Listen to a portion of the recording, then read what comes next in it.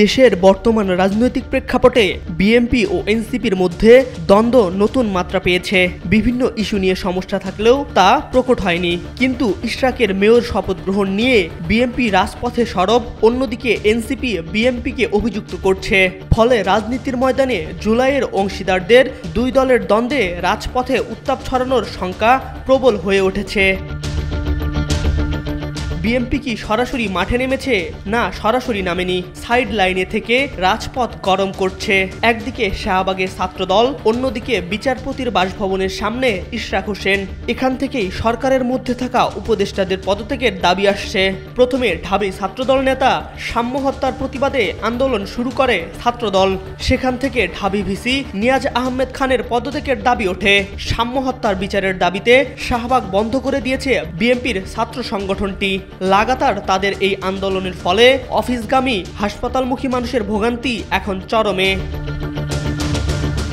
NCP ও বাংলাদেশের গণতান্ত্রিক ছাত্র সংসদের নেতাদের অভিযোগ, ডাকসু নির্বাচন বানচাল করতেই সাম্য হত্যার ইস্যুকে কাজে লাগিয়ে আন্দোলন করছে ছাত্রদল।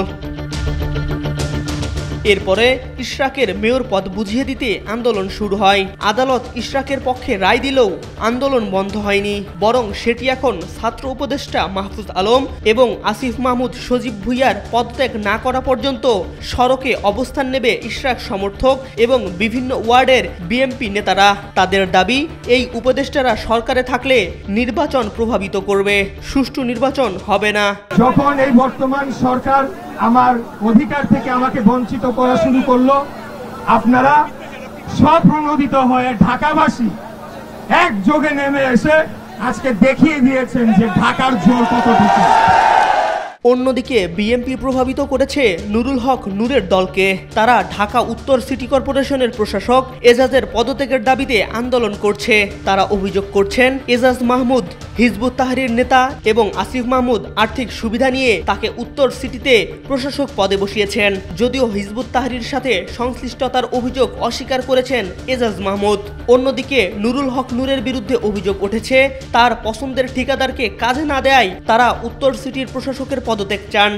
আসিফ মাহবুজরা তলে তলে আওয়ামী লীগকে পুনর্বাসনের কাজ করছেন। আসিফ এবং মাহবুজের প্রতি এদেশের ছাত্র জনতার একটা বড় প্রত্যাশা ছিল, এদেশের জনগণের আশা ছিল, জনগণ ভরসাও করেছিলেন তাদের মাধ্যমে বাংলাদেশ ফ্যাসিবাদ মুক্ত হবে, আওয়ামী লীগ নিষিদ্ধ হবে। কিন্তু দুঃখের বিষয়, আফসোসের বিষয়, বিপ্লবের 9 মাস চলে গেল, কিন্তু আসিফ মাহফুজরা ক্যাবিনেটে আজ পর্যন্ত আওয়ামী লীগ নিষিদ্ধের কোনো প্রস্তাব তুলতে পারেন নাই। এদিকে এনসিপিও পদত্যাগ চেয়েছেন বিএনপিপন্থী উপদেষ্টা ডক্টর সালেউদ্দিন আহমেদ, ওয়াহিদুদ্দিন মাহমুদ এবং জুলাই আন্দোলনের সম্পৃক্ত উপদেষ্টা আসিফ নজরুলের। অভিযোগ, এই 3 উপদেষ্টা অর্থনীতি, শিক্ষা ও পরিকল্পনা এবং আইন বিভাগ ধ্বংস করে দিচ্ছে। এদের পদত্যাগের পাশাপাশি বিএনপি সম্পৃক্ততার অভিযোগ এনে প্রধান নির্বাচন কমিশনার নাসির উদ্দিনেরও পদত্যাগ চেয়েছে এনসিপি।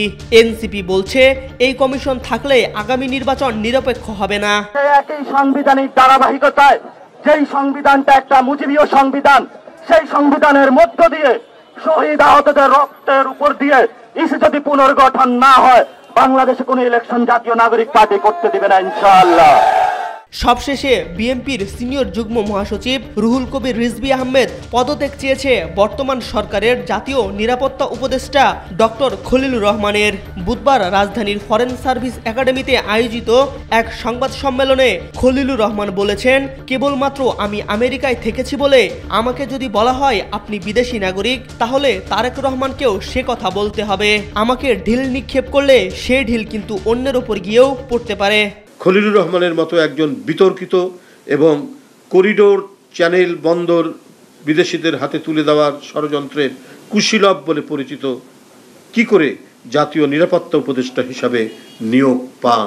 এই কথা বলায় ডক্টর খলিলের পদত্যাগ চেয়েছে বিএনপি।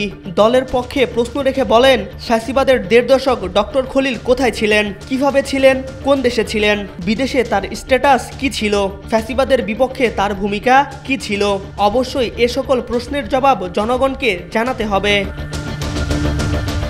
রাজনৈতিক বিশ্লেষকরা বলছেন, ডিসেম্বরে নির্বাচন আদায়ে সরকারকে চাপে রাখতেই বিভিন্ন উপদেষ্টাদের পদত্যাগের দাবি করছে বিএনপির বিভিন্ন উইং। অন্যদিকে বিএনপিকে চাপে রাখতে এনসিপিও রাজনৈতিক খেলা খেলছে। MR আকাশ, আজকাল।